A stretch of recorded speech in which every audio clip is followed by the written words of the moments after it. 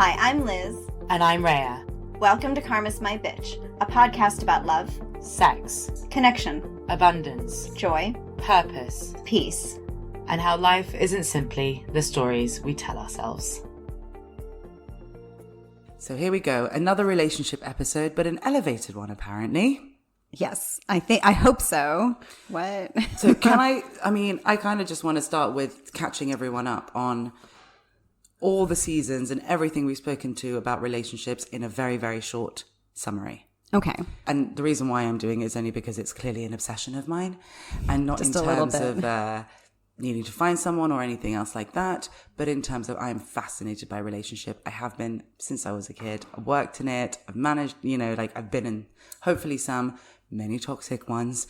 And this work has really helped me understand love and relationships in a way that I never did before, and has really elevated my relationships themselves and changed how I view love and changed how I receive love and give love. And definitely now I feel like my experience of love is entirely different because of what we've spoken about and written about. Yeah. So today I just want to very quickly start with just banging out some of these big points so that everyone's all caught up. Now the first one... The audio PowerPoint. The audio PowerPoint, exactly. So the first one is obviously very simply, love is not... the way we look at love in our society is super fucking fucked up. Yeah. And I can't put enough swear words in there. It's all about, can you save me? I'm broken, or you will make me whole. Two halves make a whole. You're my twin flame. When I have heartbreak and pain, it's because the love is so strong. We've associated love and pain to such a degree that we've made love also the antidote to that pain as well. And it has created these really unhealthy dynamics. Yeah. And on top of that, you then layer these like weird gendered roles that we play in. And as much as we say we don't want to play in them and that they don't necessarily exist because the way gender is falling down around us, they still have, whether or not it's gendered anymore, it still exists, right? Where it's one person chasing, one person chased. You manipulate, you play games. You have to show as if you've got so many people on the go. Everything's about hiding your true feelings, presenting a version of yourself that is palatable, using that version to then trap someone and then maybe show them the real side afterwards. It just gets That's one of my faves, actually. Oh my God, I don't know why they ran away. Well, because they weren't dating Why did you. things start to devolve? I thought we were getting along, and you're like, well... And at the end of the day, but that's it, right? Like at the end of the day, we keep trying to find someone to match the person we think we should be rather than the person we are. And it's the someone that we think they should be. Yeah. Not who they even are, Exactly. right? So you've got two illusions dating each other, and at some point, one side of one illusion will slip. Well, the shit gets real. Yeah. And then everyone's like, then it becomes an endurance test of we managed to stay together despite that. It's called super compromise. I know. And then also like at the end of it, we're like, oh, we're so happy. Let's celebrate our 50th wedding anniversary. We've managed to create the illusion, break the illusion, and recreate the illusion enough times. And now I'm not dismissing the fact that people are in love. I've been in love in many a toxic situation and a non-toxic situation. And it is so powerful and it is so yummy and it is beyond the best. I love it. But the thing is that no one can make us whole. No one can Make us happy. No one can. And if we look at it, and I'm sure there'll be some people who will instinctively want to disagree with me. But let me tell you this much. Someone may be able to move your mood a little bit now and again. But fundamentally, whatever issues you're running away from will not be solved by another person being in your life. They will only be exacerbated. Or the issues that you thought you fixed, but really had just managed to bury or suppress enough, or deal with just enough, but not entirely. Which is why relationships are so amazing for our healing and our growth and coming into that wholeness for ourselves. Yeah. Because that's really been the most instrumental method for most of us. Yeah. Has just been some kind of romantic relationship. Because actually you get, first of all, your issues are mirrored back to you. So you get to actually see what they are. Yeah. And they're heart opening. So they allow us to, in spiritual speak, they allow us to access our emotional bodies. Because we're so open. Yeah. Right. Which is why when you used to talk about in even season 1, which I guess this makes sense in terms of what we're talking about today in this whole season, is when our hearts are broken open by the Daves, by the heartbreaks, all that stuff. What actually happens is all those emotions that we've been storing and putting to the side and pretending don't exist, they all come out. And that's the opportunity for us to be able to deal with them, process them, move through them, so that we can let all the other emotions, the yummy ones, the fun ones, all the ones that we want to be experiencing, we can then access them. Yeah. Because our emotional bodies aren't so stilted and corked up. Get the gas out, and then the liquid's still underneath. If that makes sense. And then eventually we can be in flow with our emotions, just building on your water theme, your water metaphor. And then once we're in flow is when we can then enter into harmony with ourselves. Yes. Because that's the thing. Like, I mean, even when I was in my most toxic relationships and doing all the swiping and doing all the pretending and doing all the checklisting, all the things that we all do, right? Yeah. And to be honest, doing all the settling, I always felt that something was amiss. And I remember at one point just turning to you and being like, Liz, what is the point of fucking dating? It feels like you go on a phone to literally swipe left and right to say, I'm going to choose someone who's going to be more important than everyone in my life, including me. Yeah. What are we doing? This makes no sense to me. And it doesn't. Like, there's definitely... I was going to say, did I have an answer then? Or no, was I just listening? Was I just your sounding board? I think you were just like, growth and evolution, babe. But like... just find your peace within. But, you know, there is something amiss about it. And the thing is that we've spoken in previous episodes now in this season, but it's not working anymore. It's not working. The manipulation, the games, the lack of humility and honesty, the illusions, the ego games, all that crap. Yeah. They're not working anymore.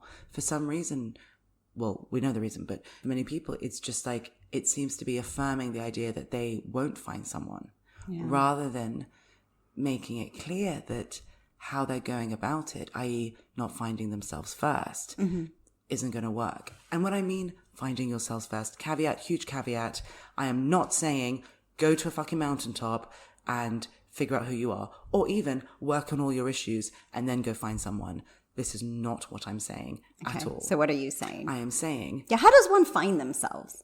Like, what is aside what we talk about, like the karmic undoing process, honesty. Or just saying yes and just honesty going for it. And courage. Okay. That is it. Yeah. Turn up as yourself. Yeah. As you know yourself to be, and then just go from there. Just go from there. Yeah. Because whoever you're going to meet, it's hard for us to imagine that you can meet someone who will like us as we are. Oh my gosh. Even friends. If this is the season of what if it never happened, we don't have our karma telling us we're not good enough. Yeah. No. We maybe have our insecurities. We maybe have our doubts.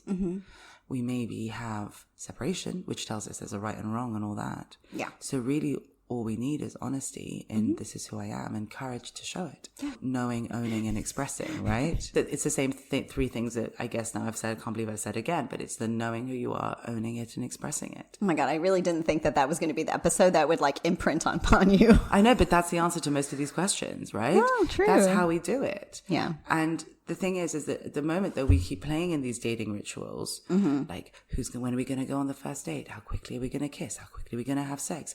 Who's going to share what? Oh, it's third date territory.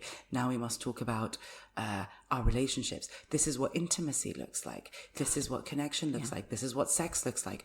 We've got so many. What about chemistry? rules. Don't forget but if I'm not feeling spark.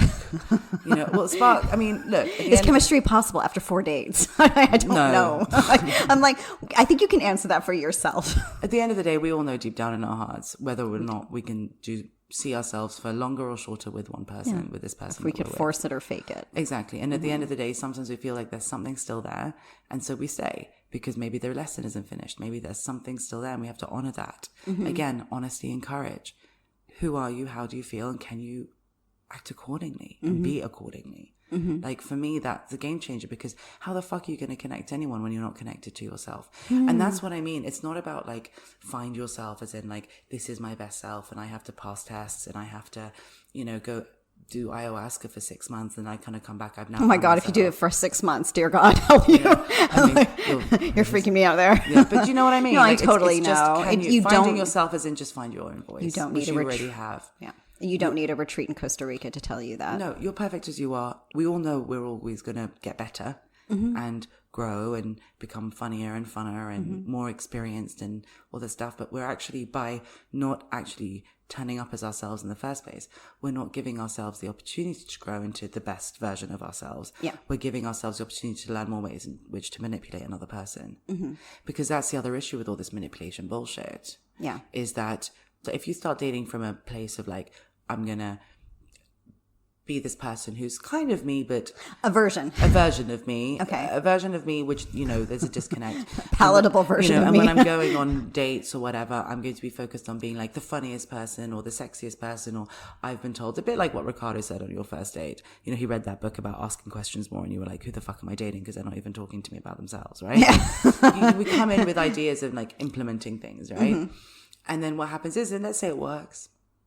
For whatever reason, even though maybe you think it works, but it didn't, the person just liked you, right? Yeah. Felt your energy, was nice. Yeah. At some point, if things start going sideways, your natural inclination would then be to start gaming again, right? Yeah, I'm going to disappear for a bit. I'm going to say this. I'm going to make them feel jealous. I'm going to make them realize that maybe I have other options. And then you basically start building in this lack of integrity. And the thing is that every single time you make a move in that lack of integrity, but then continue in that way, it removes the integrity from the relationship to the point it stops being a relationship with you in it. And it gets really dangerous if you're wanting connection and growth and partnership. Let's be honest, a partner is just someone who knows you and stands by you and you work together. Yeah. It's not someone who's chosen you because you're so great. A relationship that is absent of connection isn't a relationship at all. And there can be different kinds of connections, right? As we've discussed with the bodies, like you might have a relationship that's more about physical connection. You might have a relationship that's more mental or emotional. And we've talked about how healthy a physical connection, like a relationship based on physical connection, can be. Very. And can be maintained within integrity. And those are previous episodes. The other thing I would add is that even though you may think, oh, I'm different, so my relationships will be different too. Yeah. When we continue to play in these... Like old paradigms? Well, yeah, these like falsehoods. Yeah. Then how can it be different? Because even if you're the most different person in the world, if you're still acting in the same way, how is it different? How will the outcomes will be different? They won't be. The only times true connection can happen is when the walls are lowered. Yeah. Oh, there are And no I know walls it's at all. hard. Exactly. And that's the thing, like, and that's why this is the if it never happened rather than the karmic ones, because I understand that the main barrier is I'm not good enough. Oh, absolutely. So without It's the that, biggest. this should be possible. Yeah. Well, ideally, yeah. So in order for it to be different, it really isn't easy for a lot of people, especially those who've had enough experience in the dating realm to suddenly to change course. It's impossible, It is. Well, I want to say it's impossible. I'm exaggerating today as well. It feels impossible. It can baby feel. steps is the way you have to do it. Because right? a complete 180 in our approach, especially if we've been sitting in our insecurities and self-doubts, not necessarily karma. Obviously, this is not the non-karma season, but it takes, as you said, some experience to sort of normalize things. Experience makes normal. Absolutely. And in case people don't know, because I say that quite a lot, it's just that the more you do something that's different, the more normal it becomes. Precisely. And people talk about it like habit breaking and things like that. But effectively, it's why everything's so natural in growth and evolution. Yeah. Because the first time you do something, it could feel really strange, right? But the more you do it, the more normal it becomes. That's one side of it. The other side of it is that we naturally grow when it feels right to us, so that it feels... It's not so shocking. It's not so dramatic. It's not like my life changed overnight. It's almost sometimes that you look back and you're like, wow, so much has happened in a month and a half, but it feels so natural to have gotten here. Absolutely. And that's what experience makes normal also means on the flip side of that. And the key word to that is feels, because you keep using the word feels in that, because we can break any habit if our minds are telling us and justifying and explaining and giving 10 reasons why it's the best thing for us. And yet that habit isn't going to go away until we have our emotional body invested in it. Yeah, exactly. Right? And so everything does need to feel like it's possible. And that's why the harmony, we talk about harmony and oneness is so important, because that's where actual change can happen. Yeah. All your bodies have to be on board.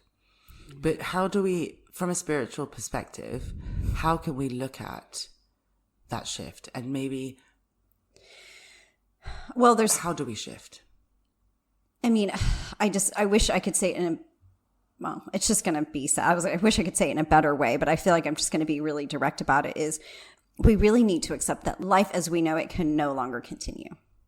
the games don't work and just accept it. So stop trying to make them work. Exactly. Quit trying to reinvent it as if like you following the rules, but telling yourself that these are your rules, or amending them and saying, well, they're kind of rules, but not really. It's like, well, then just say, fuck the rules. How about that? Yeah. Right? Because as the more we keep trying to redefine everything, the more we just keep bringing all the issues that gave rise to those rules in the first place. We just keep them alive.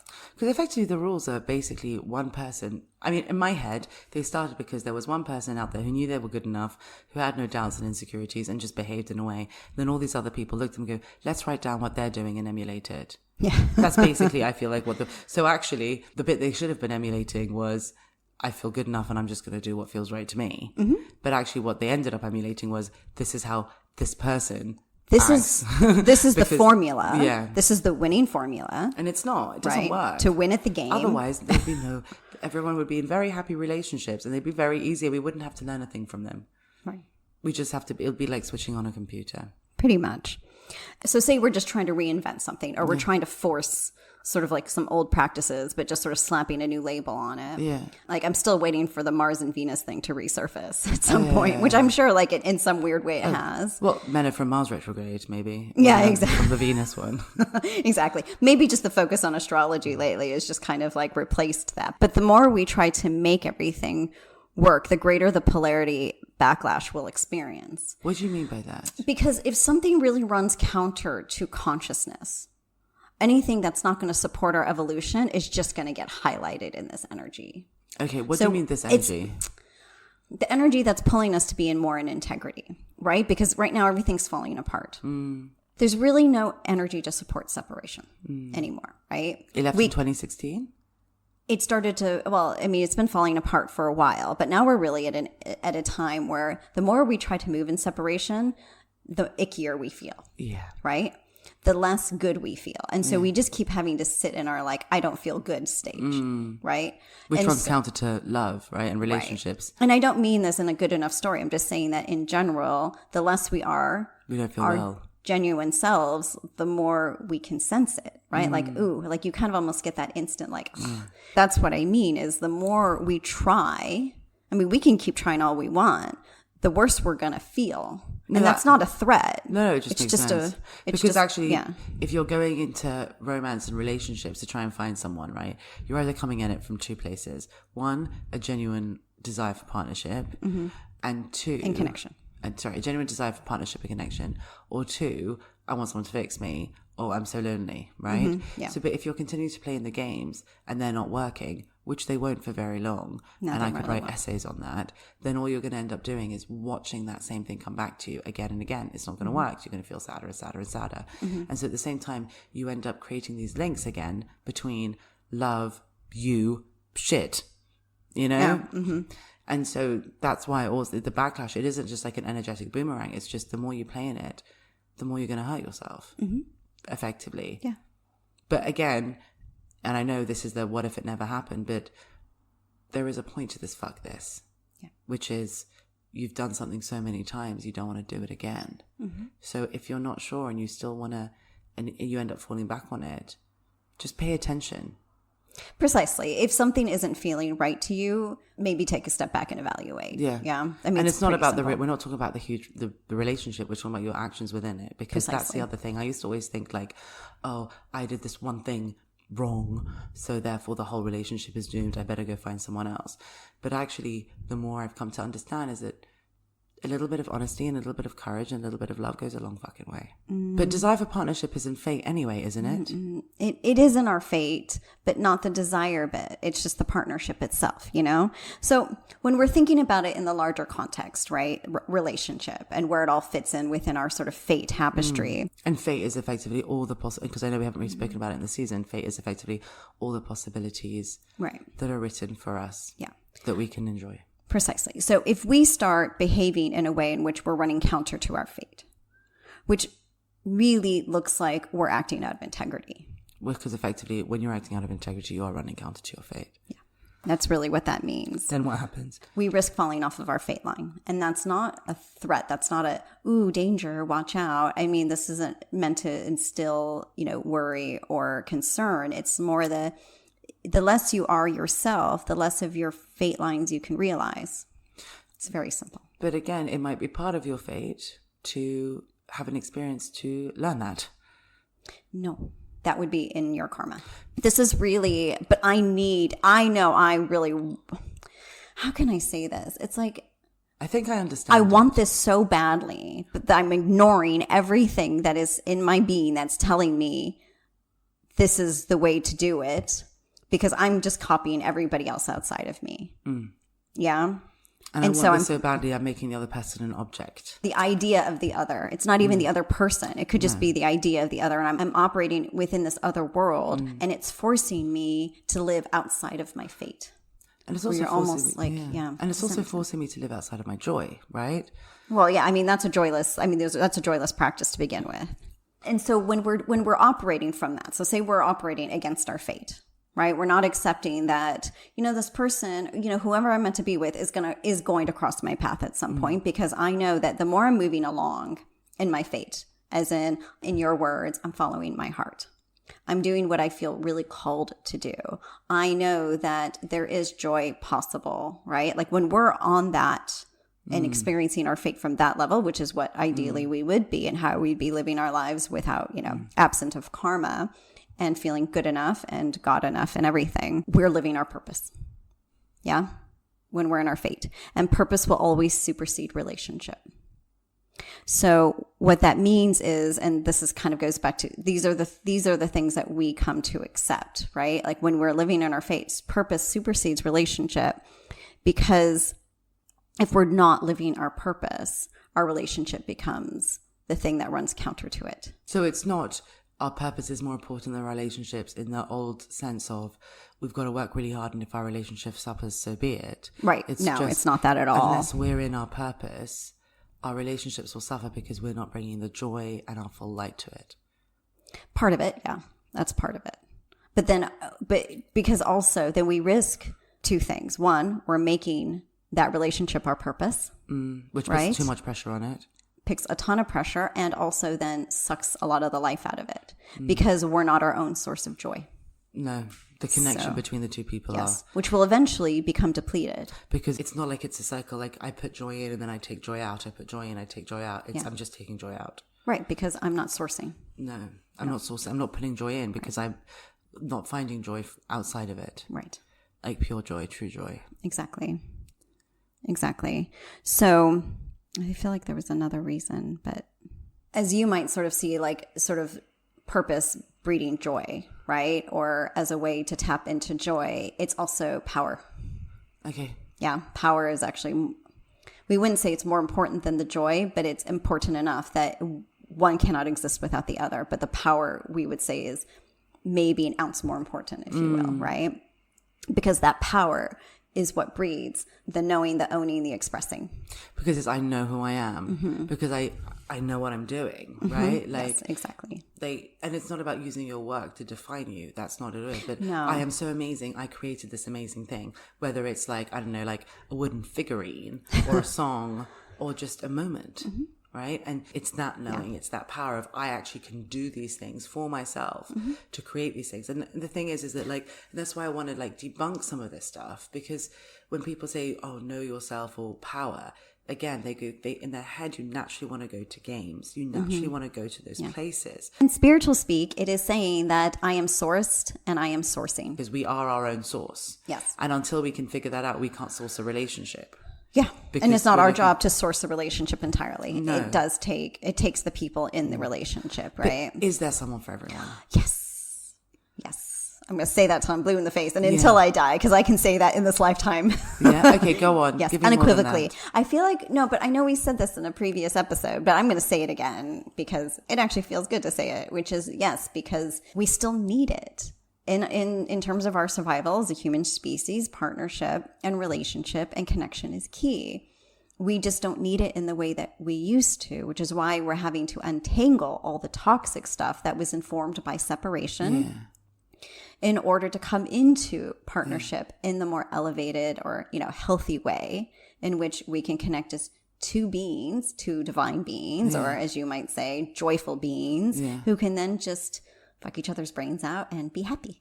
How do we get that partner then? For the people Power. listening going, okay, go on. Very simply, it's power. So the more power we have, and by that we mean the more you're exercising your capacity to make all the choices in your life, right?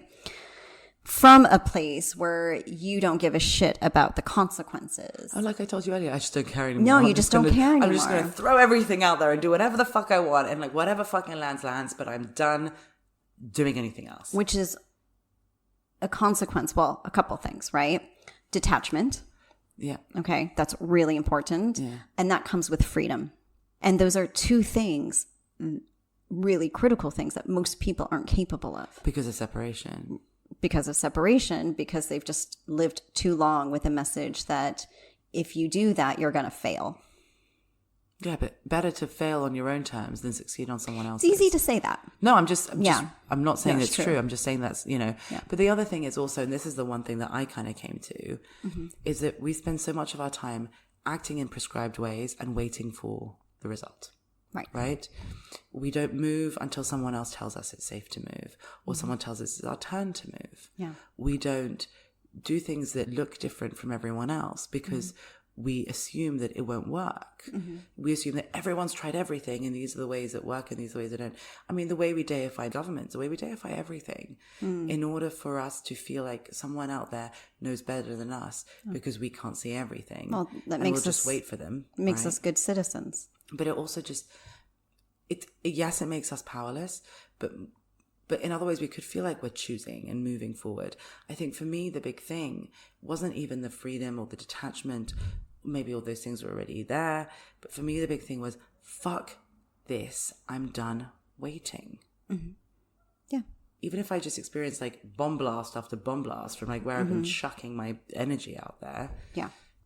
better than just sitting and being like, well, the right holiday will fall in my lap. The right person will come and help me do X or Y. Yes, they will, but I have to show some will. I have to show clarity. I have to show some determination. I have to make some choices and that now I'm going to do this. And I'm going to use my magic or my will or my energy to make it happen. Yeah. And I will be clear enough in that it will happen. Yeah. But it might not look the way I think it's going to look. It might not turn out the way it's going to look. The journey might not look like it's going Which to is, look. that is detachment. Okay, fine. That makes Yeah. sense. But When you're not I'm done. attached to the outcome. Yeah. I have to start moving. I need to create that momentum. That momentum has to come from me. Create something. Exactly. And when we can create, what we're creating effectively is just everything we desire and fun. And remember, because fun is what sources our joy. So when we're feeling a bit depleted, when we're kind of wondering where to go next, when we're sort of in this phase of like in these transition periods, which we're coming and will continue to experience through 2026, if we start to feel a little lost, just go have fun. And that's the thing. Why am I here if not to have fun? Why mean- am I not here? Why am I here if not to have like the best time ever? Like we've all been bought this lie that we're here to suffer, repent for it, and then maybe go somewhere fun afterwards. We're here. We might as well have fun here. Well, honestly, if we're not, then there really is no point, because I'll tell you, being in body can be a little sucky. I mean, we really suffer through so many maladies and discomforts that I'm like, and that was another episode I think we had this season where, you know, the human body is just, it's funny. Yeah. It's just funny. And Yeah. you just think about everything we go through to be in body. But does that all help with the relationship stuff? Because It does. I mean, yeah, I didn't mean to seem like we're having to No, I just got segue. into it, but I was just wondering. Yeah, because of relationship. Okay, fun, as we said, is like one of the fundamentals. Fundamental. Exactly. we wouldn't hyphenate that. Okay, I though. just wanted to double check. And we wouldn't italicize. Okay, or I just want to anything. double check. It was just more of a pun. Exactly. They love their puns, but fun is one of the fundamental features of 5D, right? So if fun is not making up part of the foundation of your relationship, then what's the fucking point? Yeah, well, it's not going to be survival and games and manipulation as we've discussed for maybe Yeah. the past like 30 minutes. So, yeah. Because actually the truth is we have nothing to lose. No. Like relationships have been sucky, and even the great ones, yes, they have sucky moments in them, but like they've always been sourced from this like really strange place of survival and evolution and need and rules. Yeah. We've created these things which trap us in not allowing us to evolve and be free, instead of being these things which actually fuel that freedom and fuel that evolution. And instead of hesitating to be ourselves, to lose the other person, wouldn't it be better to be ourselves and have the other person cheer us along to keep moving forward? Or find someone who would.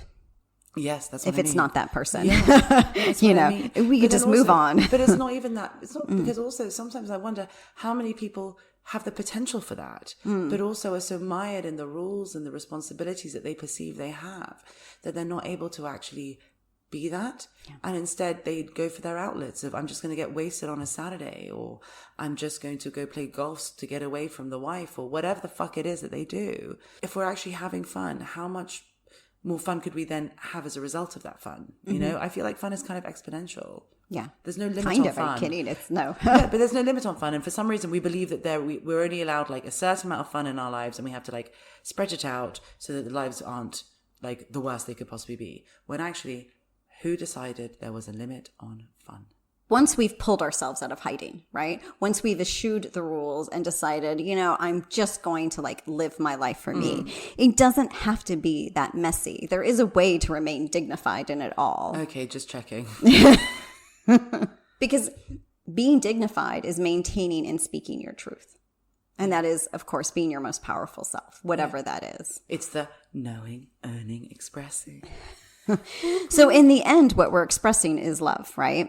So I'm going to have to, sadly for you, here we go again. What is love in season 10 is not the same as love in season 3. Oh, we're redefining love today. We did it in the previous episode. The last time we recorded, I gave it, and then it was super snooze for you. So we're going to like... Oh, yes. Clearly, it really imprinted on my brain. You're like, we're going to redefine love. I'm like, but we already did. Okay, so remember, love, shining our light for all to see. And experience is then also, in the expanded version, breathing the divine in true unadulterated passion for the world and its inhabitants. Okay. So snooze, right? No, I think that's more fun. Okay, because we added passion to it. Yeah, because I think it's just like we're shining our light for it's source and be sourced. Yeah. Annoyingly to use those phrases, but sourced and sourcing. Source and it's sourced and sourcing. Yeah, it's source. It's like sauce and legs. I know, but it's. Let's try again.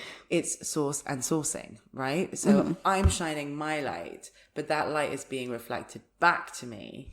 So I just have this passion and this love, not only for myself because I'm enjoying and my power and all of that, but I'm also loving like the world and the people in it. And I just have this passion for my life and passion for what I'm seeing. So it becomes again a relationship with our world, which is sourced and sourcing. Yes, exactly. And I think... You can't see my hands, but they're going round in circles. Yes, they are. She's very animated today. So, and that's exactly it. And so when you are connected to the all in that respect, right? When you just understand, you're like, oh my God, you're just about to lose me with the all. And I was like, oh God. Can we just dial it? Just take it back. I want to just swallow those words. Just swallow those words. But I was like, okay. But that's precisely it. It's what you had. It's precisely what you had said before, which is, and it drives us to share. Yeah. And that is so key in 5D is the more we have, the more we want to share it. Yeah. And, I think that's what true joy is, not lack joy. No, but it's not even joy this time. It's that love. And once you really tap into it, so you have both the breadth and the depth experience. And that's what leads us to bliss. Thank you for listening. For more information, articles, and inspiration, find us at karmasmybitch.com and at karmasmybitch.insta. And if you liked what you heard, please subscribe and leave us a review.